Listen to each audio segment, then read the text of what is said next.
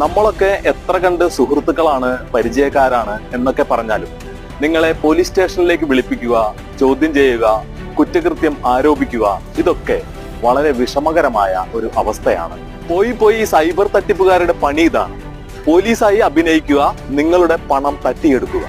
Kerala police ഉറപ്പു നൽകുന്നു, നിങ്ങൾ കുറ്റകൃത്യത്തിൽ ഉൾപ്പെട്ടിട്ടുണ്ട് എന്ന് പറഞ്ഞ് ഭീഷണിപ്പെടുത്തി പണം കൈമാറാൻ ഒരിക്കലും ആവശ്യപ്പെടുകയില്ല.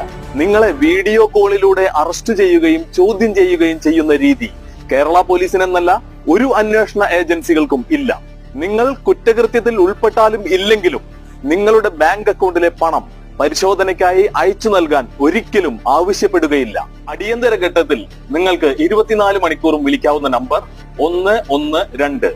നിങ്ങൾ സൈബർ കുറ്റകൃത്യത്തിന് ഇരയായാൽ വിളിക്കൂ 1930.